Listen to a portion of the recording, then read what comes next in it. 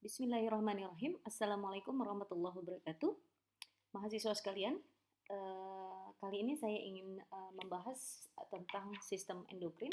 Ya, untuk sistem endokrin saya akan bagi menjadi dua sesi. Ya, sesi pertama adalah membahas bagaimana sistem kerja endokrin di dalam pengaturan sistem kerja fisiologi tubuh, ya.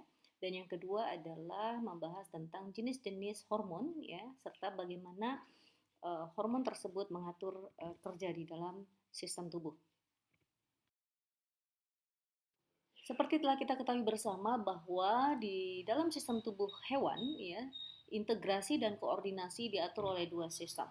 Ya, ingat lagi kristal faal yang pernah saya sampaikan pada materi sebelumnya bahwa sistem tubuh, ya, diatur oleh dua sistem, yaitu sistem syaraf dan endokrin. Ya, perbedaan keduanya terletak pada pertama adalah zat yang disekresikan, ya. Pada sistem syaraf, zat yang disekresikan oleh sel syaraf adalah berupa neurotransmitter. Apa itu neurotransmitter? Neurotransmitter adalah agen kimia yang disekresikan oleh syaraf, ya, sel-sel syaraf, yaitu dalam hal ini neuron, dan memberikan aksi secara langsung pada sel syaraf itu sendiri atau sel lainnya, contohnya pada sel otot, gitu ya. Kemudian sifat dari kerja sistem syaraf cepat, ya. Kemudian juga melalui sistem komunikasi di antara sel-sel yang berhubungan, ya, yaitu saraf dengan syaraf atau sel syaraf dengan otot. Sementara pada sistem endokrin, ya, zat yang disekresikan oleh kelenjar, ya. Jadi kalau di sistem syaraf bekerjanya organnya atau sel yang bekerja adalah sel syaraf, sementara sistem endokrin, ya, pusat pengaturannya adalah kelenjar, ya, di mana kelenjar ini akan mensekresikan hormon, ya, di mana hormon merupakan agen kimia, sama-sama agen kimia, tetapi yang disekresikan oleh kelenjar atau sel endokrin langsung masuk ke dalam aliran darah. Jadi berperantara sistem sirkulasi darah menuju ke organ target, ya. Jadi bedanya pada sistem endokrin bahwa zat yang disekresikan oleh kelenjar endokrin atau sel-sel endokrin itu masuk ke dalam sistem aliran darah. Dan karena sistemnya melalui jalur sirkulasi darah, otomatis transmisinya relatif lebih lambat dibandingkan kerja dari sistem sel syaraf, gitu ya. Oke. Di dalam komunikasi antar sel sudah juga ada pelajari bahwa ada beberapa tipe komunikasi dari sel-sel tubuh. Ada yang bersifat autokrin, ya, di mana sel itu sendiri akan mensekresikan senyawa kimia, dan senyawa kimia yang disekresikan akan bekerja untuk sel itu sendiri, gitu ya. Baru nanti akan menghasilkan respon, artinya pada sel itu sendiri. Kemudian ada juga yang bentuk komunikasinya parakrin, ya, di mana sel A akan mensekresikan zat kimia, ya, berupa hormon yang akan bekerja pada sel target B, dan B lah yang akan memberikan respon, ya, itu parakrin. Sementara endokrin itu adalah jika sel A, ya, itu mensekresikan hormon dan melalui masuk ke dalam sirkulasi darah, ya, hormon tersebut akan mencapai sel target B dan baru akan menghasilkan respon, ya. Sementara neurokrin itu apabila sel syaraf, ya, bekerja pada akson end plate-nya itu mengeluarkan hormon masuk ke dalam sirkulasi darah dan bekerja pada sel target B dan baru akan menghasilkan respon. Ini sudah disampaikan pada bab homeostatis, ya. Baik, jadi bedanya parakrin dengan sistem endokrin adalah parakrin signaling itu dia bekerja pada sel yang relatif lebih dekat, gitu ya, pada sel tetangga atau sel yang berseberangan dengan sel sekresinya, gitu ya. Seperti misalnya pada sel syaraf dengan sel syaraf lainnya melalui celah sinaps dia akan mensekresikan neurotransmitter, gitu ya. Sementara bedanya dengan endokrin signaling bahwa dia harus prasyaratnya adalah bahwa zat yang disekresikan oleh kelenjar endokrin atau sel endokrin harus dan wajib harus melalui pembuluh darah, gitu, sehingga bentuknya long distance, ya, signaling itu yang pertama. Kedua, Bedanya lagi dengan sistem endokrin dari parakrin adalah masa kerja. Jadi kalau yang parakrin signaling ya masa kerjanya dia relatif cepat ya dan juga tidak dalam waktu yang lama gitu. Hitungannya detik, menit sampai jam. Sementara pada sistem endokrin efek dari hormon yang bersirkulasi di dalam darah ya itu bisa bertahan relatif lebih lama. Ya, ada beberapa yang bahkan sampai hitungan hari gitu ya, sampai minggu masih ada di dalam darah ya. Baik, seperti yang akan kita bahas hari ini itu adalah hormon ya. Beberapa buku menyatakan bahwa hormon adalah suatu substansi kimia yang dihasilkan oleh kelenjar endokrin ya dan langsung disalurkan ke dalam sirkulasi darah menuju sel target. Jadi ketika kita berbicara hormon, kita berbicara yang pertama adalah kelenjar yang mensekresikannya kelenjar apa, kedua hormonnya yang disekresikan apa, ketiga, sel targetnya adalah sel apa, gitu ya. Dan yang keempat, efek ya atau respon yang dihasilkan dari sel target berupa apa? Bisa jadi berupa hormon lagi ya, seperti misalnya pada jalur hipotalamus hipofise di mana sel kelenjar-kelenjar di hipotalamus mensekresikan hormon ya. Hormon itu bekerja pada kelenjar pituitari baik anterior ataupun posterior untuk menghasilkan apa? Responnya menghasilkan hormon lagi, hormon yang akan disekresikan oleh kelenjar. Jadi responnya bisa pengeluaran berupa hormon lagi atau berupa kerja sel yang lainnya gitu ya, untuk menghasilkan respon sesuai dengan apa yang dibutuhkan oleh tubuh mencapai kondisi homeostatisnya. Jadi suatu ligan ya, dalam konteks ini kita berbicara ligannya adalah hormon, itu dapat memiliki beberapa reseptor. Yes, karena kembali lagi ke prinsip dari kerja homeostatis tubuh bahwa ketika senyawa kimia ya itu disekresikan oleh suatu sel dan dia harus bekerja pada sel lain, maka transportasi lintas membran itu harus berperantara reseptor ya. Jadi ligan tersebut harus memiliki reseptornya gitu ya di sel target ya, sehingga ikatan antara ligan dengan reseptornya itu yang akan membangkitkan potensial membran gitu ya atau membangkitkan kerja seluler. Oke. Nah, untuk hormon, satu hormon bisa memiliki beberapa reseptor sehingga satu kerja hormon bisa mengaktifasi respon seluler yang berbeda-beda. Dapat juga satu hormon atau satu ligan ya untuk satu reseptor, tetapi memiliki afinitas yang berbeda-beda. Nanti kita akan jelaskan di belakang ya. Contohnya hormon norepinefrin dan epinefrin itu memiliki reseptor adrenergik ya, ada alfa, ada beta. Jadi bisa berbeda-beda dan memiliki efek yang berbeda. Contohnya bisa dilihat pada gambar di samping ya, bahwa ketika hormon epinefrin disekresikan kemudian dia menempel pada endotel pembuluh darah dan menempelnya pada reseptor alfa, maka respon yang dihasilkannya adalah terjadinya vasokonstriksi ya, jadi penyempitan dari lumen pembuluh darah kalau epinefrin menempel pada reseptor alfa. Berbeda halnya jika epinefrin itu menempelnya pada reseptor beta di endotel pembuluh darah, di organ sel yang sama, ya, di organ target yang sama. Efeknya akan menghasilkan berbeda dari yang alfa reseptor, ya. Yang beta reseptor akan menghasilkan vasodilatasi. Pembuluh darah akan membesar lumennya, gitu ya. Satu hormon bekerja pada dua jenis reseptor yang berbeda sehingga menghasilkan dua output respon yang berbeda gitu.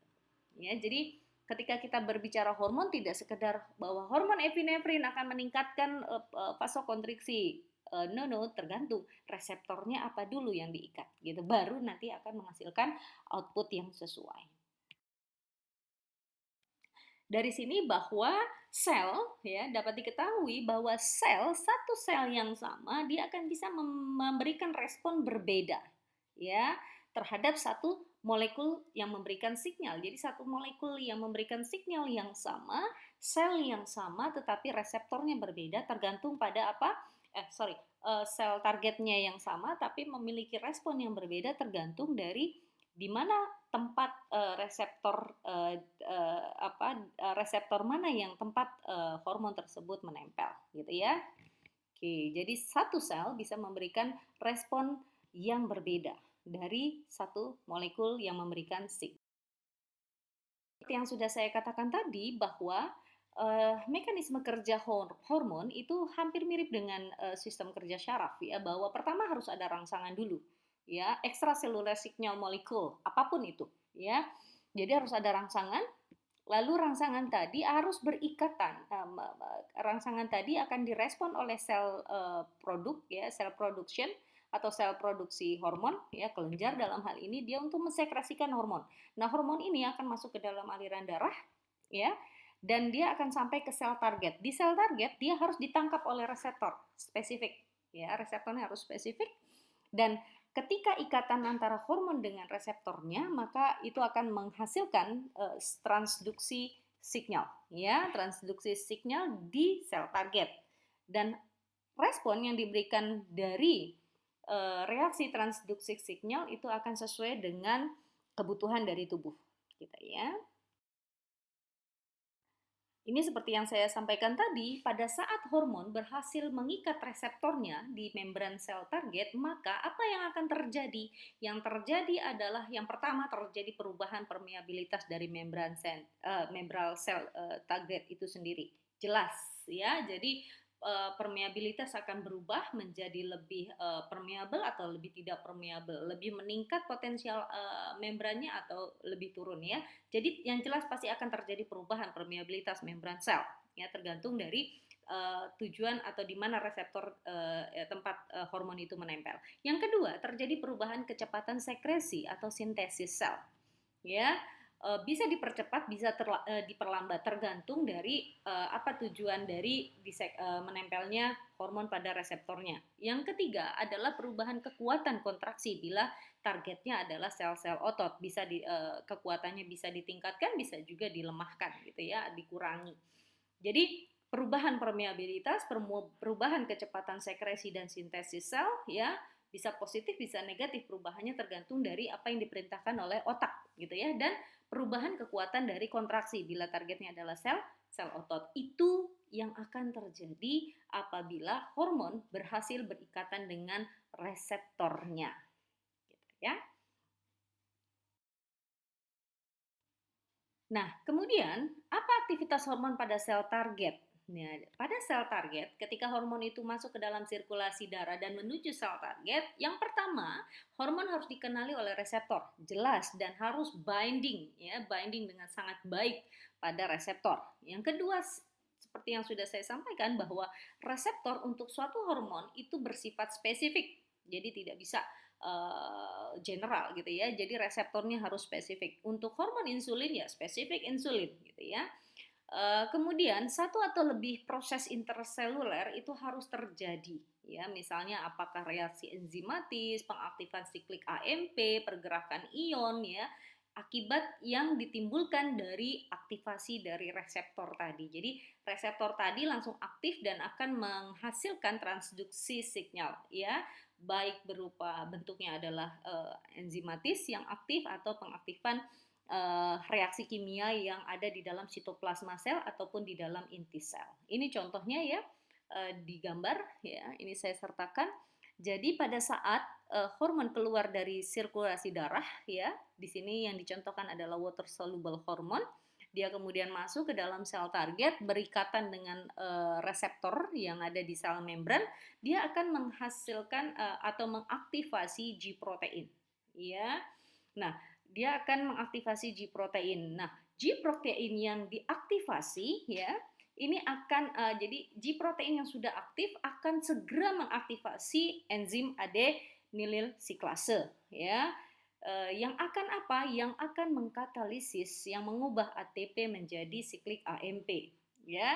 Yang siklik AMP dalam ini berperan sebagai second messenger. Nah, siklik AMP ini merupakan prekursor yang akan mengaktifkan enzim protein kinase ya, sehingga mengaktifasi protein kinase ya, menjadi mengaktifasi proenzim menjadi enzim. Nah, enzim ini yang akan mengaktifasi siklus berikutnya sampai kemudian menghasilkan produk dari sel target gitu ya. Oke, ini kurang lebihnya yang terjadi bila hormon berhasil berikatan pada reseptor. Kemudian ketika kita berbicara bahwa oh ternyata reseptor penting juga gitu ya, sangat penting peranannya justru. Nah, lokasi reseptor itu bisa dikategorikan atau diklasifikasikan berdasarkan komposisi molekul ya. Jadi ada hormon di mana reseptornya berlokasi. Jadi ada hormon yang reseptornya lokasinya tepat ada di membran sel. Ya, contohnya biasanya hormon-hormon amin, polipeptid dan glikoprotein. Tetapi ada juga hormon yang dia lolos saja masuk ke dalam membran gitu ya, dan baru bekerja ya pada atau berikatan pada reseptor yang berada pada membran nukleus ya. Jadi ada yang masuk bahkan sampai masuk ke dalam inti sel target, yaitu hormon tiroid gitu. Tetapi ada juga hormon-hormon yang reseptornya terletak di dalam sitoplasma ya. Ini juga hormon sitoplasma dari sel target ya, itu yaitu hormon-hormon turunan dari steroid ya. Jadi lokasi reseptor berdasarkan komposisi dari molekul hormonnya. Jadi ada hormon yang bekerja di membran, ada yang di sitoplasma, dan ada yang masuk ke dalam inti, langsung mempengaruhi sintesis protein yang dihasilkan di inti sel. Seperti yang sudah saya jelaskan tadi ya sebelumnya, bahwa reaksi ikatan antara hormon dengan reseptornya itu akan mengaktifasi sinyal transduksi di dalam sel target ya. Kenapa? Pertama, hormon merupakan first messenger ya, merupakan pembawa pesan pertama ya. Hormon merupakan pembawa pesan pertama yang diperintahkan oleh otak gitu ya. Kemudian adanya ikatan hormon dengan reseptor spesifik, yaitu berfungsi sebagai reception, dan akan mengaktifasi transduksi sinyal ya, yang akan menghasilkan second messenger. Dan ini kemudian baru akan menghasilkan respon yang sesuai dengan perintah ya. Siapa yang memerintahkan? Otak. Bagaimana produksi hormon ya? Jelas tadi sudah dikatakan bahwa untuk bisa bekerja hormon tentu harus ada rangsang ya. Kedua, rangsangan itu akan ditangkap oleh kelenjar hormon ya. Kelenjar hormon ini di dalam tubuh hewan itu banyak sekali ya. Utamanya ada di hipotalamus di otak ya. Ini merupakan center dari kelenjar hormon utama yang ada di vertebrata ya.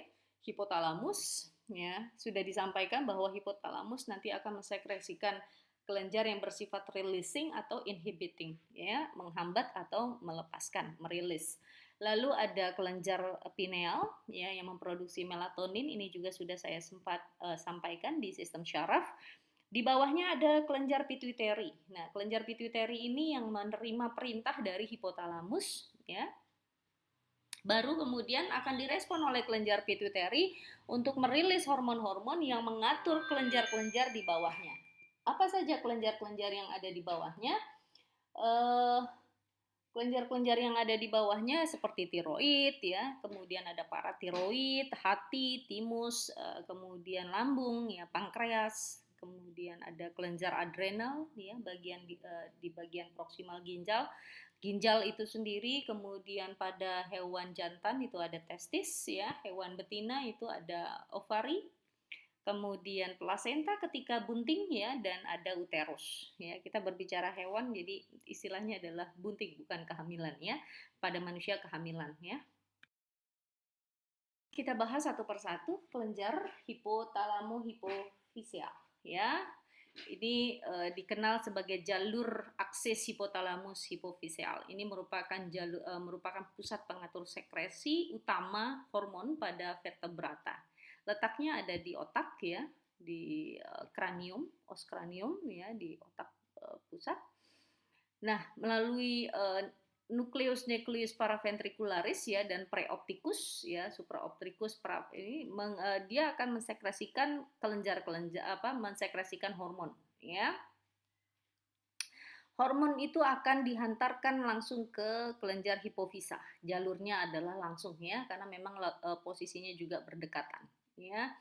Ada untuk kelenjar hipofisa atau hipofisis itu ada bagian anterior ya, kita sebut dengan adenohipofisis, dan ada bagian posterior yang kita sebut dengan neurohipofisis ya.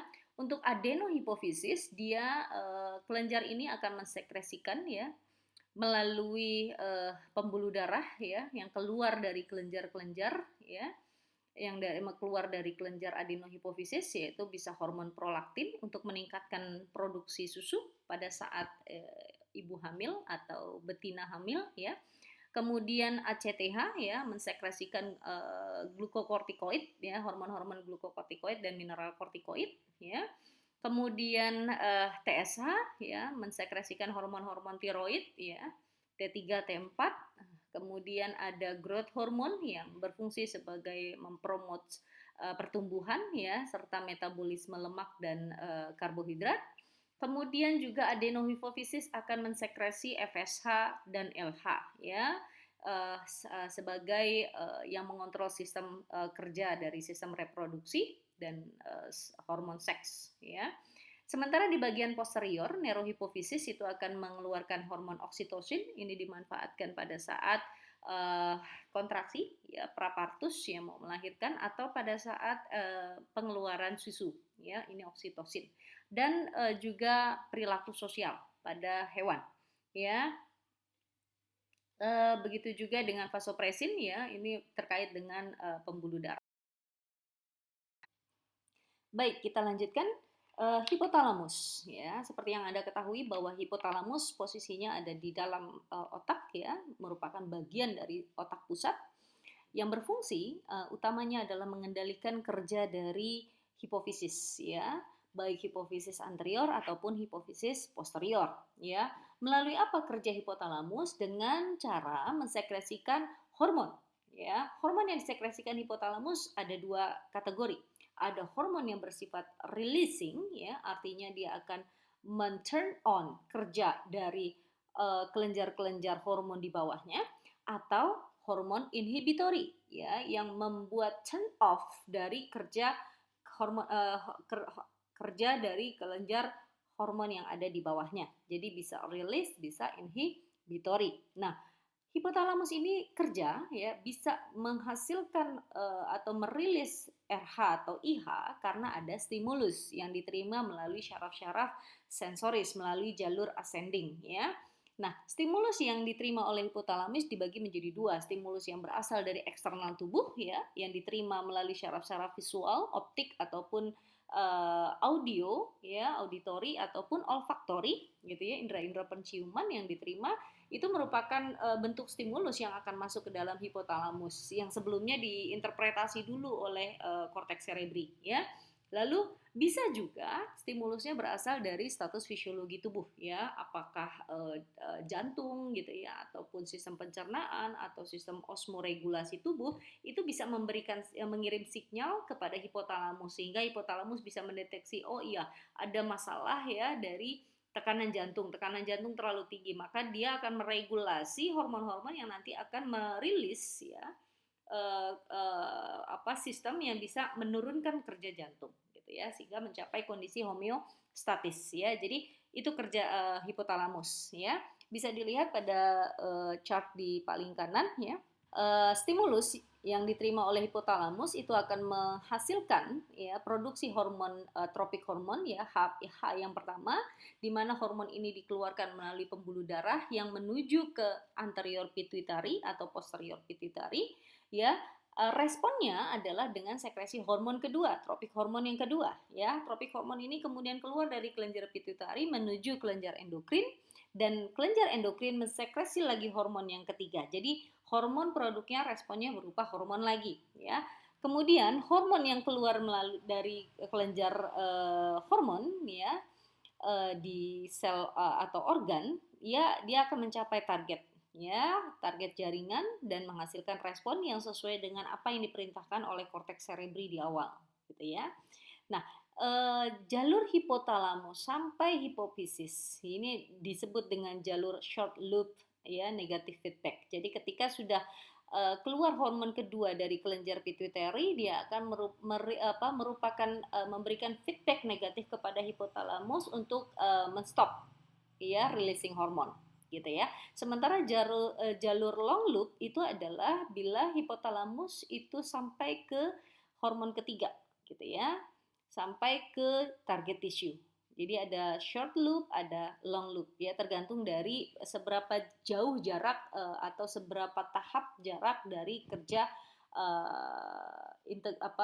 perintah dari hormon yang dikeluarkan oleh hipotalamus ya. Jika dia sampai ke efektor itu long loop ya. Oke. Nah, ini ada beberapa hormon yang disekresikan di kelenjar hipotalamus. Kita lihat ada 1, 2, 3, dan 4 layer. Ya, layer paling atas ini adalah hormon-hormon yang disekresi di hipotalamus. Ya, ada dopamin, ya, ada tiroid, ya, kortikotropik, ya, ada growth hormone, ada gonadotropin releasing hormone, ya, dikeluarkan oleh hipotalamus. Lalu akan masuk ke hipofisis, ya, yang bagian anterior itu dia akan mensekresi prolaktin, kemudian ada thyroid stimulating hormone ya, adenokortikotropik ya, kemudian growth hormone, ada follicle stimulating hormone dan luteinizing hormone ya. Lalu hormon-hormon ini akan bekerja pada kelenjar endokrin di bawahnya ya. Seperti kalau prolaktin dia akan langsung bekerja pada target organ yaitu kelenjar mame untuk memproduksi susu ya, meningkatkan produksi susu. TSH pada kelenjar tiroid, ACTH pada kelenjar adrenal ya, GH pada liver hati ya. Kemudian FSH dan LH akan bekerja pada kelenjar-kelenjar di gonad ya, baik testis ataupun ovarium. Nah, dari kelenjar-kelenjar ini dia akan sekresi lagi hormon. Ya, hormon yang akan bekerja pada sel efektor gitu ya. Seperti hormon tiroid, kortisol dan IGF itu akan bekerja pada banyak jaringan yang berfungsi untuk men-trigger kerja dari sel-sel tersebut ya. Begitu juga dengan hormon pada sistem reproduksi ya, baik testosteron, estrogen ataupun progesteron itu akan menginduksi proses pembentukan spermatogenesis dan folikulogenesis ya. Itu kurang lebih secara singkat bagaimana kerja dari hormon-hormon yang dirilis oleh hipotalamus. Baik, kemudian kita lihat di sini klasifikasi hormon berdasarkan komposisi kimia. Jadi hormon yang disekresikan melalui kelenjar hipotalamus, hipofisis ataupun kelenjar-kelenjar hormon di bawahnya itu berbeda di dalam sintesisnya ya, proses sintesis dan proses penyimpanannya, kemudian cara mereka dilepaskan dari sel-sel kelenjarnya, kemudian bagaimana mereka ditransportasikan di dalam darah, kemudian juga mereka memiliki half-life atau waktu paruh yang berbeda-beda. Jadi setiap hormon itu memiliki waktu paruh yang berbeda. Ya, ada yang hitungannya menit, ada yang hitungannya jam mencapai waktu paruh ya, dan ada yang hitungannya sampai beberapa hari. Kemudian juga setiap hormon memiliki lokasi reseptor yang berbeda-beda pada organ target ya. Kemudian jaras atau link yang diaktifkan ketika hormon berikatan pada sel target itu juga berbeda, serta respon-respon yang dihasilkan dari sel-sel target juga berbeda untuk setiap jenis hormonnya. Jadi hormon nanti akan diklasifikasikan berdasarkan komposisi kimia. Berikut di sini bisa kita lihat bahwa tadi sudah dijelaskan bahwa hormon bisa dibedakan dari struktur kimia. Nah, untuk hormon peptid dan katekolamin ya itu berbeda dengan hormon-hormon yang dalam bentuk steroid dan tiroid ya. Untuk hormon peptid dan katekolamin di dalam plasma, karena ini ada disekresikan di dalam darah, maka ketika dia di dalam darah bentuknya bebas. Ya, hormon ini bentuknya bebas, tidak terikat karena dia strukturnya adalah protein dan protein terlarut di dalam darah ya, plasma darah. Sementara hormon steroid dan hormon-hormon tiroid itu harus diikat dengan baik ya melalui protein carrier atau protein perantara. Jadi dia harus terikat, tidak bisa dia secara sendiri berada di dalam darah. Kemudian lokasi reseptor. Hormon peptid dan katekolamin reseptornya itu berada di membran plasma. Tadi sudah pada slide sebelumnya dijelaskan bahwa hormon itu ada reseptornya berada di membran sel, ada di sitoplasma dan ada yang di dalam nukleus. Nah, sementara hormon steroid dan tiroid dia ada di dalam sitoplasma dan inti sel. Kemudian bagaimana mekanisme transduksi sinyalnya dari hormon peptid? Nah, ya, dia akan mengaktifasi melalui kanal reseptor ya, mengaktifasi siklus AMP dan GMP ya, membutuhkan Ca+ ya, inositol, fosfat, trifosfat dan di asil gliserol ya. Sementara kalau hormon steroid dan tiroid itu bisa mengaktifasi gen secara langsung ya, karena dia reseptornya ada di dalam inti.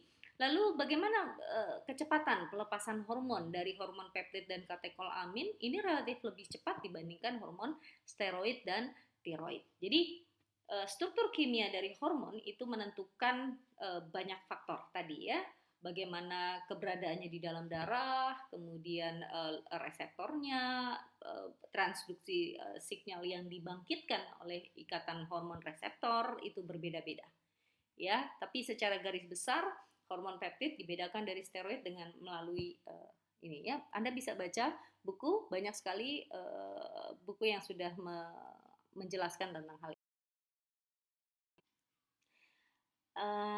Nah, kemudian juga lokasi reseptor ya. Tadi sudah dijelaskan bahwa untuk kelompok hormon protein dan peptid itu berada di membran ya, sementara steroid dan tiroid ada di dalam sitoplasma dan di dalam inti sel, sehingga akan langsung mempengaruhi aktivitas dari transkripsi DNA dan RNA ya, sehingga menghasilkan respon dari produk gen secara langsung.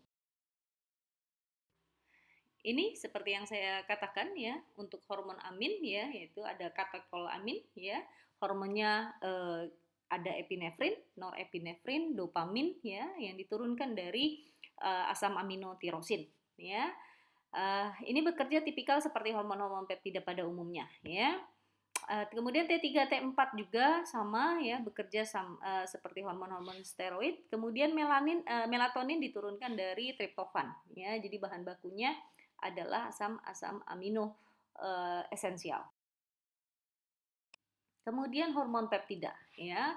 Untuk hormon peptida ini dibangun oleh 3 atau lebih asam amino ya. Peptida kecil sampai protein-protein peptida besar ya. Dibuat dalam tenunan-tenunan di seluruh tubuh dan merupakan bagian terbesar dari hormon yang meregulasi sistem tubuh hewan ya. Jadi mayoritas jenis hormon itu bentuknya adalah peptid ya. Kemudian disintesa ya dalam bentuk preprohormon ya di dalam sistem endoplasma sistem ya. Lalu dirilis dalam bentuk prohormon dan baru nanti akan diaktifasi setelah ada sinyal atau transduksi sinyal yang akan mengaktifasi kerja dari hormon. Sifat dari hormon peptid ini larut dalam air sehingga dia mudah larut di dalam cairan ekstrasel dan mudah sekali ditransportasikan ke seluruh tubuh. Makanya kerjanya relatif lebih cepat. Berbeda dengan hormon steroid dan tiroid ya. Nah, kemudian half life dari hormon peptid ini umumnya relatif pendek, hitungannya menit, dia bisa menurun ya konsentrasinya di dalam darah. Kemudian bersifat lipofobik ya, tidak dapat menembus dinding sel. Jadi dia bekerjanya di permukaan sel, reseptor yang ada di permukaan membran sel ya. Nah, pada saat hormon peptid berikatan dengan reseptor yang ada di membran, maka dia biasanya atau lazimnya akan mengaktifkan jaras transduksi sinyal yang mengaktifasi G protein ya. Ada kemudian mengaktifasi lagi siklik AMP ya, sehingga siklik AMP bisa berperan sebagai second messenger ya. Oke, seperti tadi sudah saya jelaskan responsa. Nah, berbeda dengan hormon steroid ya. Hormon steroid ini bentukannya diturunkan dari kolesterol. Beda dengan yang tadi protein, bentukannya dari asam amino. Jadi hormon steroid diturunkan dari kolesterol. Disitulah kenapa saya katakan bahwa kita tidak boleh anti kolesterol. Kenapa? Karena hormon ya steroid itu dibentuk dari kolesterol. Ketika Anda kekurangan kolesterol di dalam nutrisi, maka pasti bisa dipastikan ada gangguan fungsional ya dari kerja sel-sel yang dikontrol oleh hormon steroid. Contohnya adalah gonad, sistem reproduksi itu pasti mengalami gangguan. Kemudian aging ya, karena untuk pergantian sel-sel kulit itu membutuhkan steroid gitu ya, hormon-hormon steroid. Nah, hormon-hormon ini dibuat hanya pada beberapa organ saja ya. Untuk hormon steroid ada di korteks adrenal pada ginjal ya. kemudian gonad dan di plasenta. Ya. Hormon steroid disintesisnya sama dengan hormon protein ya, peptid itu di smooth endoplasmic reticulum system ya. Jadi di RES. Sifatnya lipofilik ya, berbeda dengan yang peptid, dia lipofobik, jadi larut di dalam lemak ya. Sehingga apa? Sehingga dia tidak dapat dengan mudah beredar di dalam darah. Jadi ketika dia beredar di dalam darah, dia perlu carrier atau pembawa. Nah, pembawanya adalah protein-protein yang ada di dalam plasma darah ya. Sehingga kerjanya relatif lebih lambat dibandingkan dengan hormon peptid. Seperti yang saya sampaikan tadi bahwa hormon steroid membutuhkan bahan dasar berupa kolesterol ya.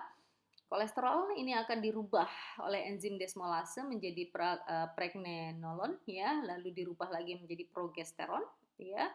Lalu oleh enzim 17 alfa hidrolase melalui dia akan dirubah menjadi 17 alfa hidroproksi progesteron ya. Lalu akan dirubah menjadi androstenedion ya, baru nanti akan dirubah menjadi testosteron dan estradiol. Nah, testosteron dan estradiol ini adalah hormon fungsional yang akan meregulasi kerja dari sel sperma gitu ya, proses spermatogenesis, pematangan sperma dan seterusnya ya, serta sampai ke perkembangan dari jaringan-jaringan penunjang dari jantan ya, seperti misalnya pertumbuhan rambut, pertumbuhan perkembangan suara ya, pertumbuhan tulang, otot dari hewan jantan itu dikontrol oleh hormon testosteron dan estradiol. Begitu juga dengan kortisol ya, yang akan aktif. Hormon ini akan diproduksi cukup tinggi pada saat tubuh hewan sedang beraktivitas ya.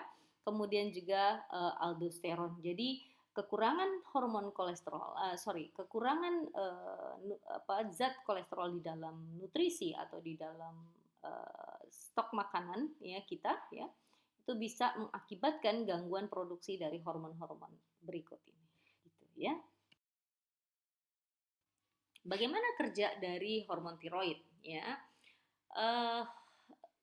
Steroid bekerja secara lambat. Tadi saya katakan di sebelumnya bahwa hormon steroid ini dia perlu protein pembawa ya untuk sampai ke sel target ya. Nah, kemudian juga steroid bekerja secara lambat itu berikatan dengan reseptor yang ada di sitoplasma atau inti ya, sehingga akhirnya nanti menghasilkan aktivitas transkripsi dari gen sel target ya. Kemudian metabolisme dari hormon steroid juga dikonjugasikan dengan sulfat ya, membutuhkan sulfat dan asam glukuronat sehingga menyebabkan steroid ini sedikit bisa larut ke dalam air ya untuk diekskresikan. Pengaturan sekresi hormon itu diatur oleh pada level atas ya, pada level atas yaitu di tingkat hipotalamus melalui umpan balik negatif atau umpan balik positif. Yang umpan balik negatif bisa berupa long loop, short loop atau ultra short loop. Ultra short loop itu contohnya adalah yang dari hipotalamus ke hipofisis ya, sangat singkat sekali. Kemudian atau dari substrat yang diaturnya, contohnya misalnya kadar kalsium, glukosa, kadar osmoregulasi darahnya ya. Jika substrat yang diaturnya sudah mencapai nilai homeostatis atau sesuai dengan yang dibutuhkan oleh tubuh, maka itu sekaligus sebagai pengendali gitu ya. Dan yang ketiga dipengaruhi oleh ritme sirkadian. Nah, makanya ketika Anda mengalami gangguan jam biologis tubuh misalnya sebelum semester ya, pada saat Anda liburan semester ya, jam tidur biologis itu jam malam itu tidur ya. Ketika sudah mulai masuk semester aktif, banyak sekali tugas, kuliah dan segala macam, maka jam biologis mulai beradaptasi, bergeser waktunya ya. Anda kembali aktif lagi di malam hari. Otomatis hormon-hormon yang bekerja itu juga akan terjadi perubahan ya, perubahan jam. Jadi ritme sirkadian itu juga akan mempengaruhi sekresi dari hormon ya. yang pertama mekanisme kontrol feedback. Nah, ini ada gambar ya. Sudah dijelaskan juga di homeostatis bahwa ada umpan balik positif dan umpan balik negatif. Yang paling lazim pada sistem biologi adalah umpan balik negatif ya, di mana output dari eh, jalur hormon itu akan menghambat input ke jalur itu sendiri ya. Jadi hipotalamus misalnya merilis TRH ya.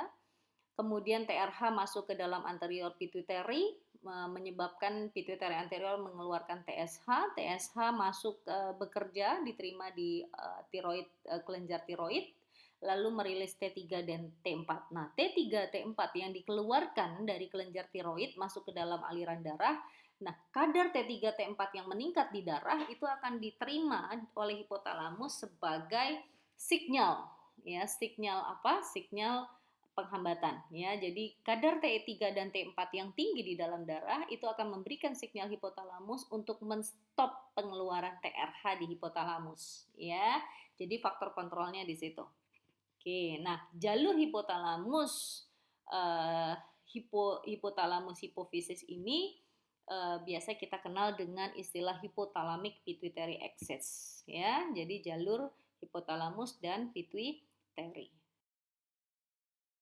Nah, kemudian kontrol terhadap aktivitas endokrin itu sangat tergantung ya dari sel-sel target yang ditentukan oleh yang pertama dari laju produksi ya. Laju produksi ini maksudnya adalah bahwa sintesis dan sekresi hormon ini adalah aspek yang paling diatur oleh kontrol endokrin. Artinya gini, pada saat dibutuhkan maka pada saat perintah hipotalamus itu turun maka segera diproduksi ya, artinya disintesis. Proses produksi atau proses sintesis segera digenjot oleh sistem di kelenjar di bawah dari hipotalamus lalu segera dikeluarkan sebagai bentuk respon dari perintah kelenjar hormon yang ada di atasnya ya. Kemudian ini diaturnya melalui jalur-jalur umpan balik baik negatif ataupun positif. Itu jalur produksi. Jadi kapan hormon itu diproduksi dan dikeluarkan dari kelenjarnya ini merupakan kontrol dari aktivitas endokrin ya. Jadi tidak terus-menerus hormon itu diproduksi gitu ya, karena nanti akan terjadi overaktivitas dari hormon. Kedua, laju delivery ya. Ketika hormon itu diproduksi, kecepatan pengiriman gitu ya, karena kan dia melalui sistem sirkulasi darah ya, maka kecepatan pengiriman melalui sistem sirkulasi darah ini juga menentukan ya, merupakan kontrol. Semakin lambat ya, otomatis maka kontrolnya akan di delay ya, karena apa? Hormon akan sampai sangat lambat pada sel target ya, maka respon yang dihasilkan sel target relatif lebih lambat dibandingkan dengan ketika aliran darahnya menjadi lebih baik atau lebih cepat gitu ya, atau lebih deras. Nah, kemudian yang menentukan lagi adalah laju degradasi dan eliminasi. Nah, hormon-hormon yang sudah bekerja pada sel target itu akan mengalami degradasi dan eliminasi ya. Sehingga hormon memiliki istilahnya laju decay ya, yang karakteristik dan metabolismenya itu melalui beberapa jalur. Jadi hormon itu akan dirilis. Nah, keberadaan hormon di dalam sirkulasi darah ya, yang disebabkan oleh kecepatan produksi, kecepatan delivery dan kecepatan degradasi dan eliminasi dari hormon ini, itulah yang berfungsi jadi keberadaan dia itu sebagai bentuk kontrol terhadap aktivitas hormon itu sendiri gitu ya. Oke, di sini bisa dilihat ya. Jadi kontrolnya bisa melalui hormon itu sendiri ya, melalui tadi laju produksi, delivery, degradasi, kemudian juga melalui sistem neural ya, melalui sistem syaraf, bahwa ketika terjadi respon sudah terbentuk respon yang diinginkan, maka syaraf sudah menangkap sinyal gitu ya. Misalnya ketika tubuh butuh energi ya, maka akan digenjot metabolisme.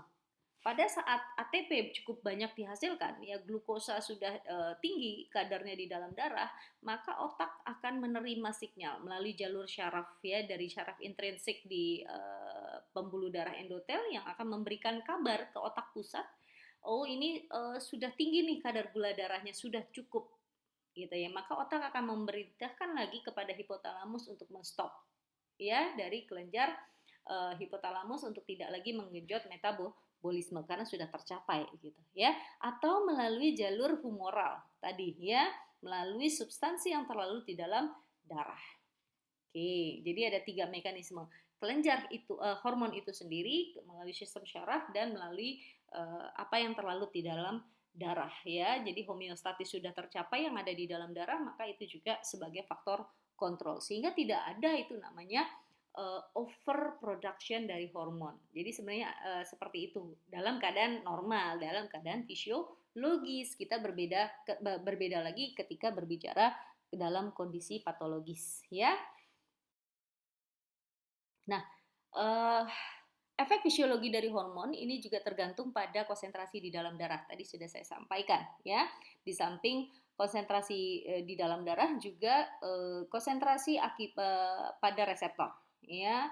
Eh, bisa ada beberapa kelainan atau gangguan dalam proses transduksi signal ya pada beberapa penyakit. Nah, ini akan mempengaruhi produksi ya, delivery dan laju degradasi dari hormon.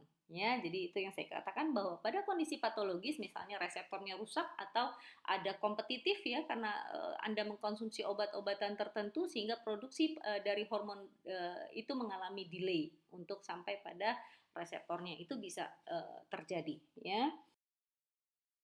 Kemudian ada faktor ketiga tadi disebutkan ya bahwa aktivitas hormon itu dipengaruhi oleh ritme sirkadian ya.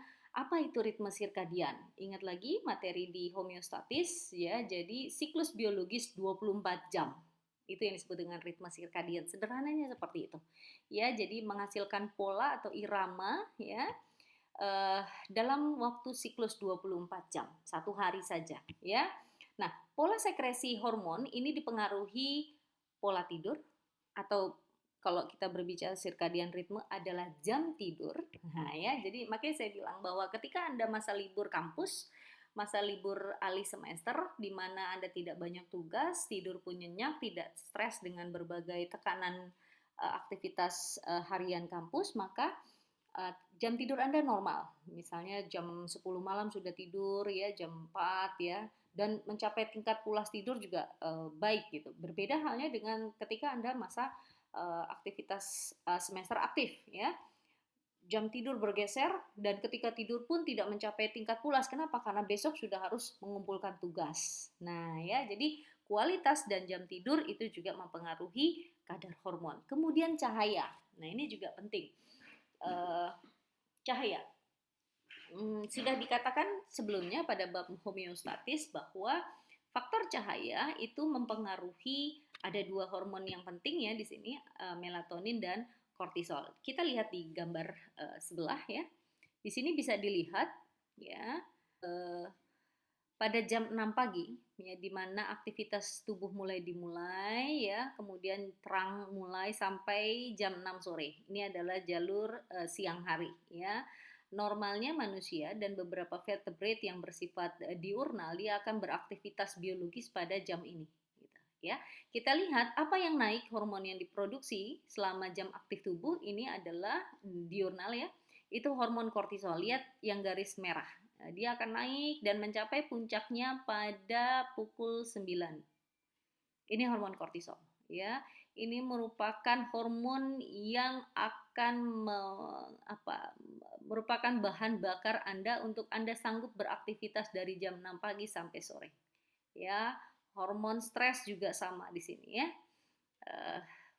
Mempersiapkan sumber daya ya, kerja tubuh ya untuk menghadapi kegiatan lalu perlahan ya mulai turun sampai jam 12, makanya perlu Anda istirahat di jam 12, take a nap sebentar ya, makan siang itu di jam 12 siang sudah mulai turun ya dan terus menurun sampai dengan jam 6 sore ya. Sementara melatonin diproduksi relatif sedikit stabil ya, sedikit sekali hanya 10% dibandingkan dengan kortisol ya.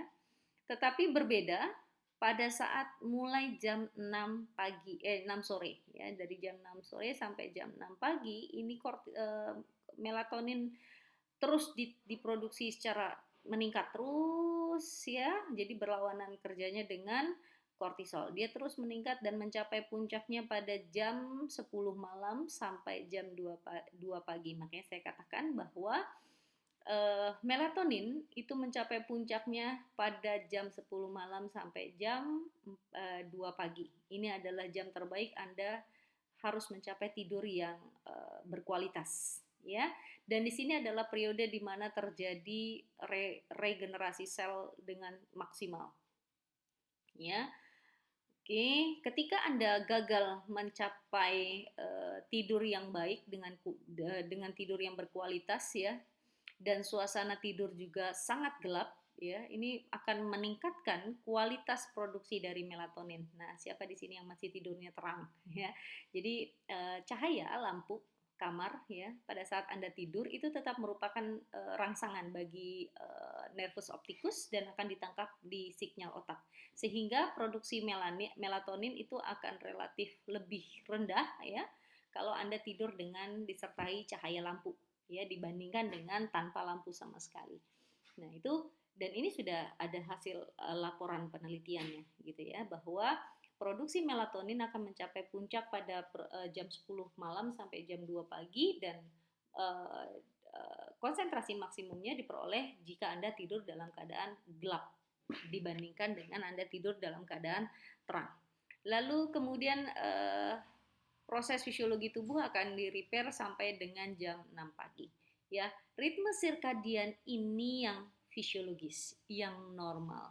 Bisa jadi terjadi pergeseran, ya. Jam malam Anda bergeser karena kesibukan dan yang lain-lain bergeser lebih sedikit dibandingkan jam aktif, jam malam yang normal, gitu ya. Oke, jadi otomatis hormon Anda juga berubah. Sekarang coba introspeksi. Benar gak sih sudah menjelang tengah semester mulai tubuh kok gampang lelah? Ya gampang lelah, gampang stres, kepala sering pusing, hopeless, kemudian Anda juga mulai sedikit light depression ya. Ya itu karena gangguan tadi hormon. Karena tubuh akhirnya menjadi sangat lelah. Oke. Nah, kenapa bisa demikian? Ya, ini karena kerja dari kelenjar pineal. Ya, di sistem syaraf saya sudah sampaikan ada kelenjar kecil sekali ya bentuknya eh, kelenjar pineal yang mensekresikan melatonin. Ini sangat tergantung dari produksi melatonin ya. Nah, kelenjar pineal ini berbentuk seperti kacang polong ya, ada di midbrain ya. Dia akan terus membesar, ini dia strukturnya ya, dia akan terus membesar ya selama masa kanak-kanak lalu mulai mengeras dan menyusut seiring bertambahnya usia. Artinya apa? Konsentrasi melatonin itu akan menurun jumlahnya sejalan dengan usia. Ya, pantas saja semakin umur itu tidak bohong, ada istilah ya. Aduh kok sekarang mulai cepat lelah ya, memang umur gitu ya. Hormon-hormon yang disekresikan oleh orang tua juga jumlahnya konsentrasinya juga tidak sebanyak pada saat usia produktif ya. Jadi produksi melatonin berhubungan dengan umur meningkat pada 3 bulan setelah lahir lalu puncaknya mencapai pada usia 6 tahun ya dan mulai merosot kembali sampai terus turun terus ya grafiknya dari mulai masa puber sampai tua. Nah, ini bisa dilihat grafik di atas ya hubungan antara produksi melatonin dengan usia. Ya, kita lihat bahwa pada saat usia produktif ya melatonin, kortisol ini lihat sangat maksimum sekali berbanding terbalik pada saat dewasa dan menjelang tua. Oke, saya ya melatonin sudah memendek ya dan sudah ke arah siklusnya negatif gitu ya. Nah, ini berpengaruh kepada sistem metabolisme tubuh.